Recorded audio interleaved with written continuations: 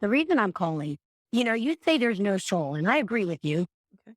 I mean, I'm an atheist and I don't believe in all that other crap, but I sort Okay. of feel like there's something like, I sort of feel like there's something like, could it be our energy that when we die that we, exude?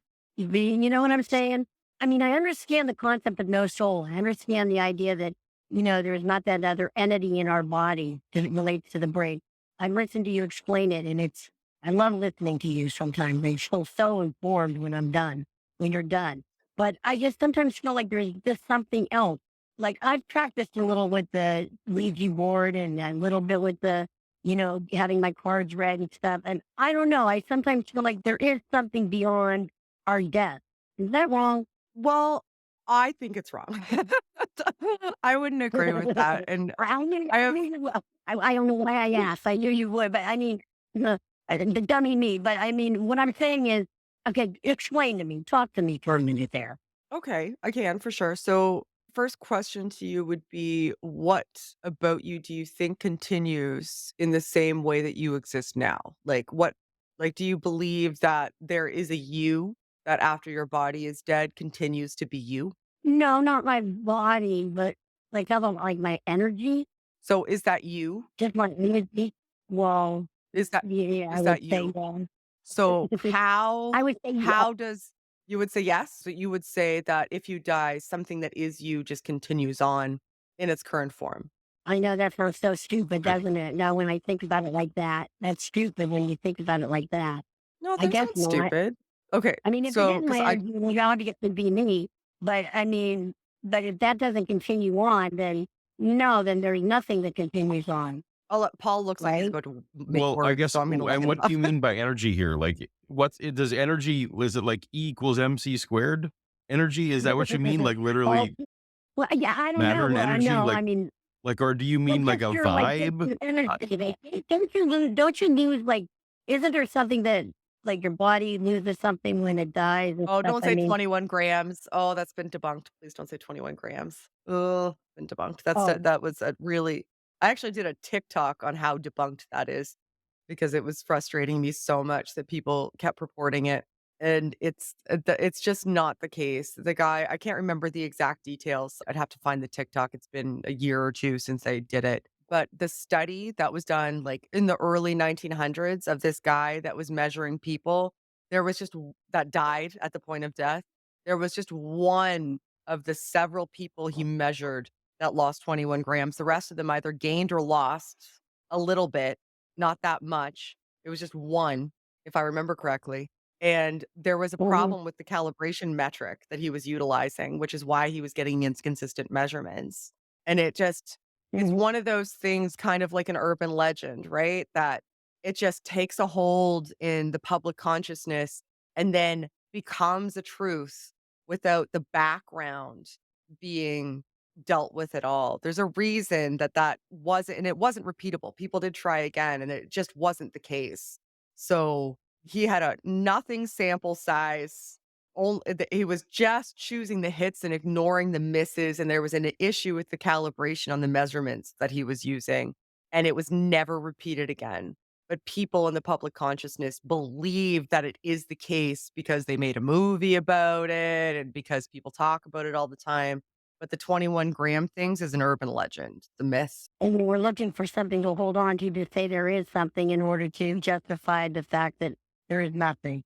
Something like that is what you're Yeah, and saying. even if it was Mhm. true, like, even if it was true that you lost 21 grams, are you saying that energy, like, your energy, whatever that means, like, your soul has a weight? So it has a physical No, mass? I mean, That like, seems odd to me as well.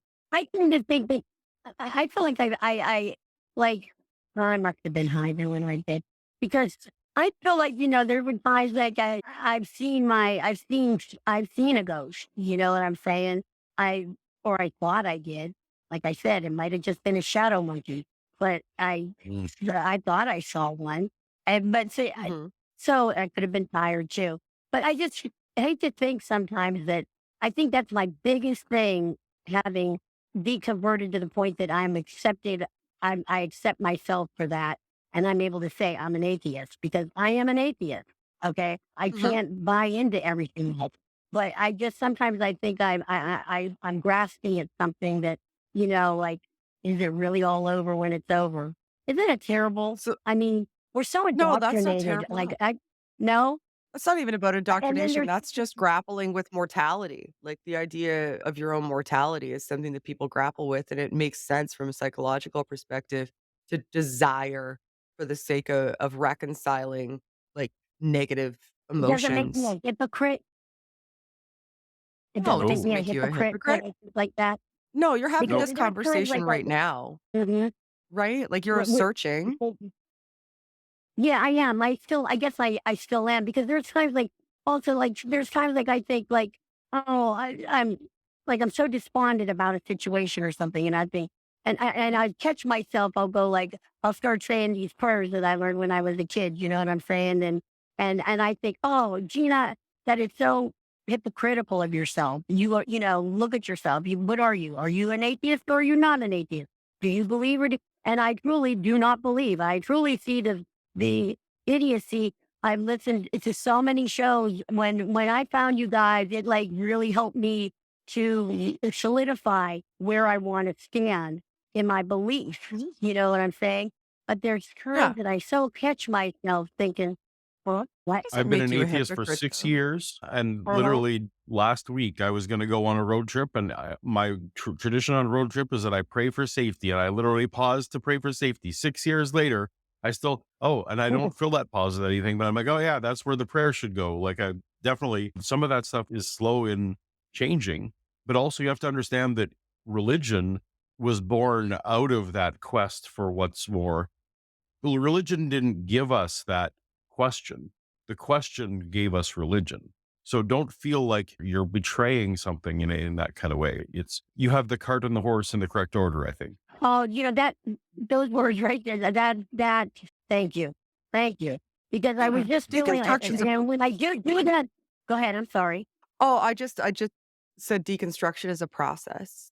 You don't wake up one morning and all of the vestigial aspects of not just believing, but practicing just disappear. Hmm. Like, so much of how we cope with day-to-day life was wrapped up in rituals related to or conversations surrounding religion.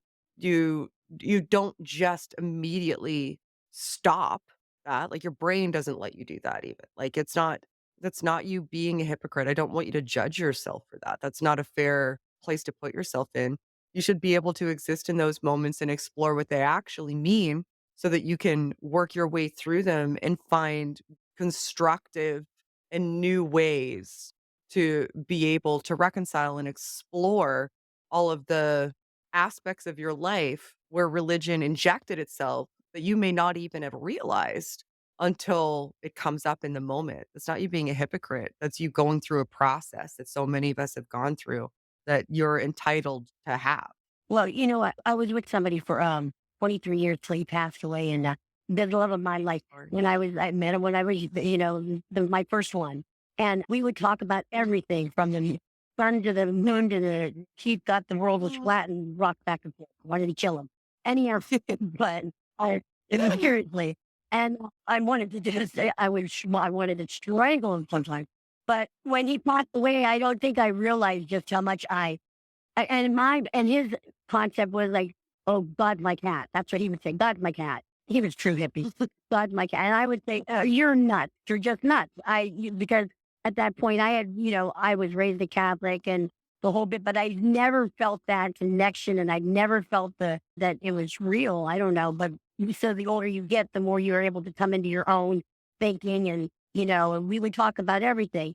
And then when he died, I don't know if and I would get so despondent. I've been like for 10 years now. I get so despondent. And then the only thing I've been trying to work on and changing is it's not about anything else helping me. It's about me helping myself. And that's why sometimes I feel like maybe when I go through those moments, I just feel weak. And do you know what I mean? I just feel like, man, it gets me every turn. And I just feel like it's maybe and I know there's not, and that's just it. I know there's not. I'm an intelligent person, and I know there's not. And it gets, and I appreciate both of you, both of your words, both of your Well, words. thank you. I appreciate you calling. And the I way I look at appreciate it, you one last talking to thing, and then me. no, no problem. The way I look at it, and like I've suffered a fair amount of loss since my I know deconversion. you have. And one of the ways that I look at it is in the past, I have been instilled with inappropriate and ineffective coping mechanisms.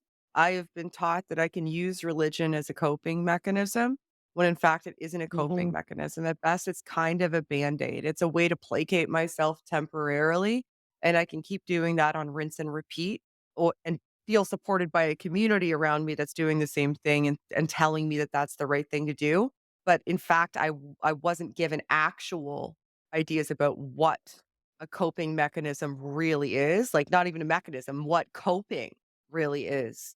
And now I'm very, very lucky that I can recognize that this was just some form of temporary placation that wasn't actually dealing with an underlying issue. And instead now I can push that aside, recognize that it was just a placebo and deal with the actual facts on the ground.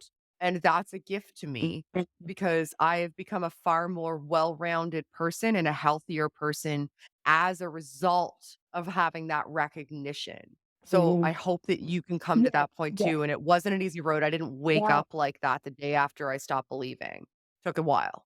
Well, as I work on it, the one thing I always say to myself to help me work on it, until there's a God that pays my electric bill, you got me messed up, man. It's not happening. We got our bill today, and It's let me still tell you, if there was one, I would that might do it for me. It's winter in Nova Scotia. Our electric bill was no joke. All right, I Gina, I can have to let you only go because we do have imagine. other calls. Thank Thank you you both. so Thank much. you. Thank you both. You were a Uh-huh. delight to Have a chat nice with. I hope night. you have a good day. Bye, Gina. You too. I mean that. If God paid the electric bill, Yeah. I might convert.